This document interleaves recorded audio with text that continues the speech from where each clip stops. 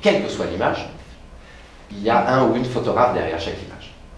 Quelle que soit la dramaturgie de l'image que l'on voit, il y a un ou une photographe derrière. Donc il faut savoir qu'avant de transmettre une émotion, cette émotion-là, on la prend de pleine face. C'est un photographe de reportage, mais pas seulement, parce qu'il s'intéresse aussi à l'image en tant que telle, et surtout au médium photographique.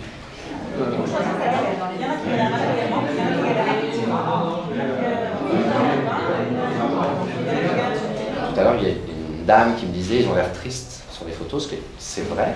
Alors, ils ne sont pas tous forcément tristes et tout ça, mais c'était assez juste. Et c'est vrai que dans mes images, pourtant je ne suis pas quelqu'un de triste, c'est vous qui m'avez dit ça, je ne suis pas quelqu'un de triste dans la vie, mais peut-être qu'en ayant fait 20 ans, 25 ans de photographie de presse, on regarde le monde d'une manière plus complexe, pas forcément plus triste, mais en tout cas peut-être plus inquiète.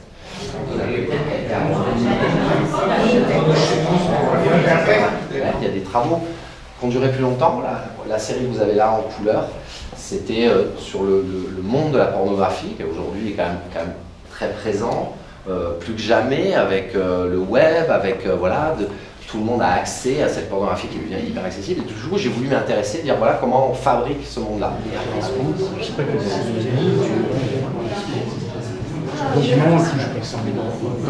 À l'entrée, là-bas, vous avez une série de photos qui est beaucoup plus documentaire, beaucoup plus reportage, qui est une série sur des personnes que je photographie depuis 10 ans. J'ai commencé à photographier en 2013.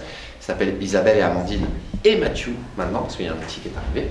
Et donc là, on est très reportage, je photographie des gens, je rentre dans l'intimité. Ce qui m'intéresse, c'est de raconter leur vie, d'aller voir des gens qui sont dans une extrême précarité, avec des addictions à l'alcool, entre autres, et d'avoir une jeune fille que je rencontre au départ, qui a 14 ans, et qui vit là-dedans, et qui essaie de s'en sortir, et qui est une battante, et qui est une jeune fille extraordinaire.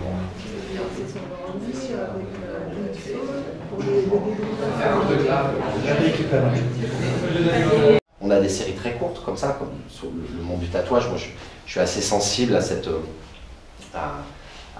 ce mode d'expression corporelle. Ouais.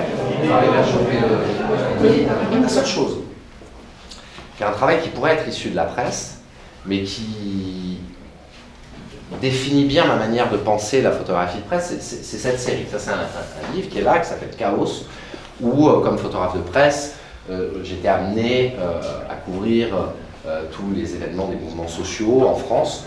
On en a eu beaucoup ces dernières années, et on a bien remarqué que tous ces mouvements sociaux, d'une part et d'autre, devenaient extrêmement violents. Et en tant que photographe, on l'a bien vécu.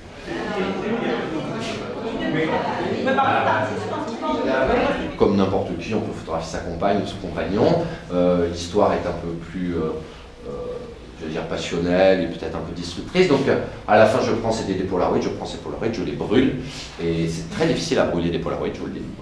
Je ne brûle pas, la preuve.